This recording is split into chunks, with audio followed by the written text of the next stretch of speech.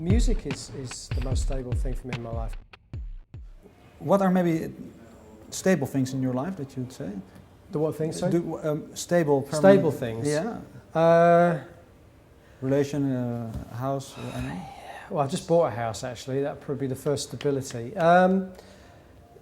My friends, I have some very close friends. Music is the most stable thing for me in my life. I mean, there's music I've loved my whole life and it still sounds as fresh to me as ever. I'm still as passionate about music as I've ever been. I still have my family, my friends. Is there maybe, you said in another interview that maybe in 10 years' time, I will not take it too literally, but you will maybe not create music yourself anymore to start helping other people. Would you say maybe, besides that, would maybe movie making or another art form, is there something tempting you maybe to? Well, to I've tried. dig into I've tried. Well, as you can tell, I'm very passionate about movies as well as music. I've tried to get various movie projects off the ground over the years. It's hard. I mean, it's a very hard industry to get into.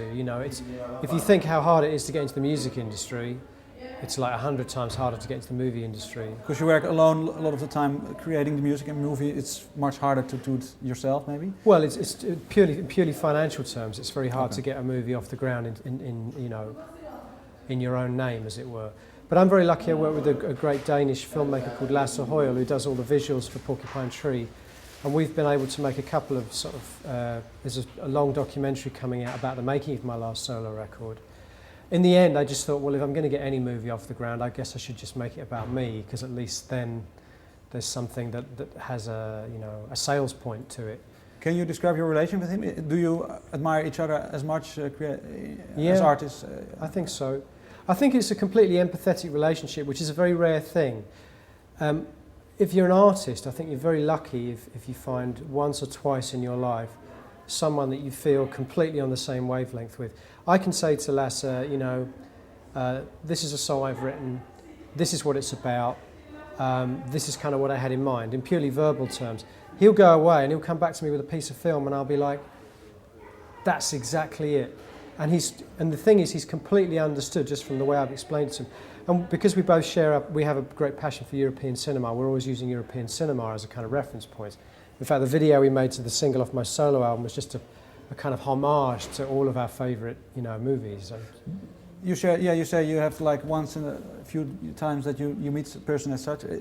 In Porcupine Tree, do you have this kind of connection with one of them? No, we're not like that. We get on really well and we work really well together, but that kind of connection, because we all like different, we like very different types of music.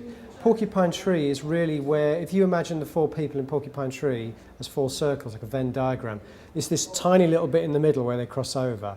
That's Porcupine Tree. But at the end of the day, that's what makes it special. That's what makes it unique, where that band cross over, where there's four personalities cross over.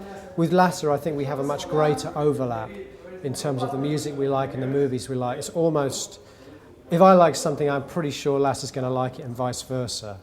And that's very, very unusual thing to discover. I think maybe once or twice in a lifetime you meet someone like that. Maybe as an example, the album cover for The Incident, you said that maybe you made a sort of tradition out of unrecognizable faces. Yeah. Is there any, you also said that there was not a particular meaning behind any of them, more or less, but how did you came to this as the concept? Well, The Incident, the cover does have a kind of meaning. The whole idea behind The Incident is very much tied up with the media and the way the media choose to represent things and the choices the media make in how they represent certain stories in one way and certain stories to another way. The classic example for me is the difference between the way they represented the Michael Jackson story with the way that perhaps they might represent an earthquake in India or something. An earthquake in India is presented as an incident in a very kind of depersonalised, unemotional way. Whereas the Michael Jackson story, when it broke, was we were all expected to feel incredibly emotional, incredibly passionate about a guy, it was sad, I don't want to be callous, but he hadn't made a decent record in 20 years. And he's just one guy, a very famous guy, and it's very sad. But when you start to notice how the media make those kind of choices for you, it becomes very interesting, and The Incident became really about that for me primarily.